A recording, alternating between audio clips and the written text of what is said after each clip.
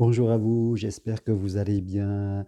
Vous me connaissez, je suis Germain Roncari et j'accompagne toutes les personnes qui veulent être mieux dans leur vie sentimentale. En tout cas, que vous soyez déjà en couple ou que vous soyez une personne seule qui désirait sortir de la solitude et rencontrer l'amour. Consultation possible à distance, de chez vous, par téléphone, par Skype. On peut se parler ensemble. N'hésitez pas à m'écrire pour prendre rendez-vous avec moi. Toutes les informations sur le petit texte en dessous de cette vidéo ou venez participer à mon séminaire En route vers l'amour les 7 et 8 mars ici chez moi à Montpellier. C'est facile d'accès.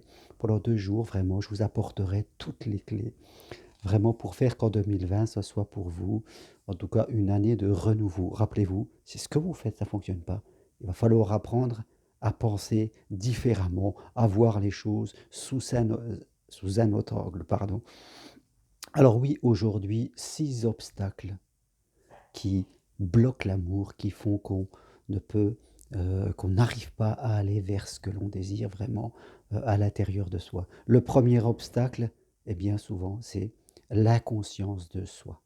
C'est-à-dire, les personnes n'ont pas conscience, que ce sont elles-mêmes, par leurs idées, par leur comportement, qui empêchent l'amour d'accéder à la vie qu'elles désirent. Et pourquoi? Souvent les personnes, vous le savez, beaucoup de gens veulent tout avoir et rien donner. On essaye d'apprendre par soi-même, on lit des livres, on regarde des vidéos, on fait des choses comme cela. C'est bien, c'est important. Maintenant, ça peut être amplement insuffisant parce que on ne perçoit pas. Quand on est inconscient, on est inconscient. On ne perçoit pas la chose que quelqu'un nous permettrait d'observer. Quand on lit un livre, on lit avec ses idées, on l'interprète avec ses idées. Et même chose quand on fait quand on regarde une vidéo. Donc, beaucoup de personnes n'apprennent pas non plus de leurs échecs. Et tout échec est là pour nous apporter un apprentissage, surtout en amour. Donc, il faut sortir de l'inconscience de soi et ne pas être comme toute cette personne qui refuse d'apprendre ou qui veulent à tout prix rester seule dans leurs idées. Donc oui, la conscience de soi, la conscience de l'auto-sabotage que l'on fait presque de façon mécanique. Deuxième obstacle, la passivité. Beaucoup de gens pensent que la chose va arriver, qu'elle reste derrière les sites internet, voilà, par sécurité. Elles se disent que c'est le lâcher-prise, ça suffit, que ça va se faire. Non, souvent ça ne marche pas. Aujourd'hui, nous allons être en 2020 et il faut être acteur. Vous devez faire la part de votre chemin, sortir de chez vous, créer des rencontres, savoir communiquer, savoir rayonner l'amour. C'est ça ce que j'apporte aux personnes, ce qu'on bosse ensemble. Il faut vraiment devenir un acteur, sans être obnubilé par ça. Mais si on reste trop dans la passivité, vraiment, si on veut rencontrer un homme, il faut rencontrer des hommes.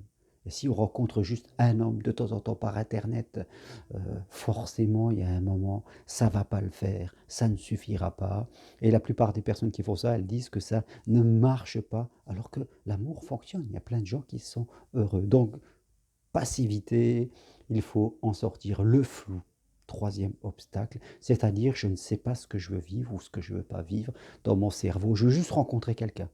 J'ai envie de rencontrer quelqu'un, d'être bien quelque part, et ce flou fait que je ne saurais pas dire oui, dire non, je ne vais pas pouvoir me positionner et au fur et à mesure, je risque d'accepter des choses là où je devrais dire non. Ça va me faire encore aller vers l'échec et 6 7 mois après, pouf, je me dis: «Ben voilà, ça recommence». Ah oui, avant de retourner vers l'amour, il y a tout un travail intérieur à faire, de préparation mentale pour ne pas reproduire les échecs du passé.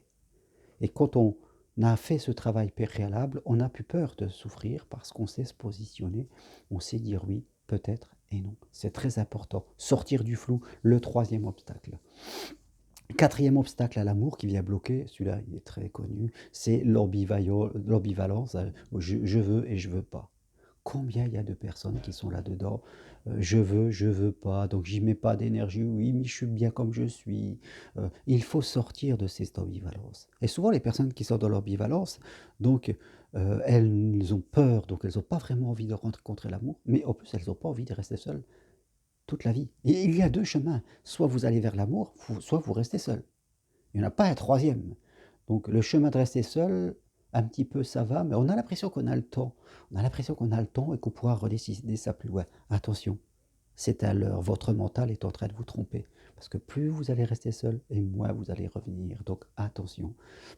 Si vous décidez de rester seul, faites vraiment ce choix. Ne restez pas dans votre ambivalence. Oui, l'ambivalence est je dirais, un des plus gros obstacles à la rencontre amoureuse. Cinquième obstacle, eh bien le doute, la méfiance. On n'y croit pas.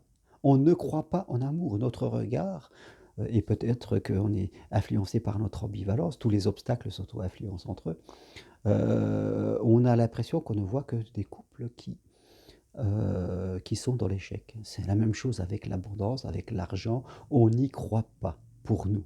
C'est bon pour les autres, mais c'est pas bon pour moi. Les autres, ils méritent, moi, je ne mérite pas. Et tant qu'on est dans cette façon-là de penser, quand on est impacté par cette croyance, le doute, la méfiance, que ça ne marche pas pour nous, qu'on ne le croit pas, forcément, on va attirer des gens qui vont confirmer cela et on va aller d'échec en échec. Ce qu'il faut intégrer, c'est que l'amour existe, il est possible pour tout le monde si on est soi-même amour, si on y croit. Donc le doute, la méfiance, cinquième obstacle. Sixième obstacle, eh bien, la dépendance à ses attentes, à ses désirs. C'est-à-dire que on a tous des blessures de l'enfance et quelquefois il y a des personnes qui ont la blessure de l'abandon, la blessure de la dévalorisation et elles sont dépendantes de leurs désirs. Et forcément, quand on devient dépendant de son désir, on abaisse ses standards. On a tendance soit à être trop gentil, trop en faire, aller trop loin. C'est déséquilibré.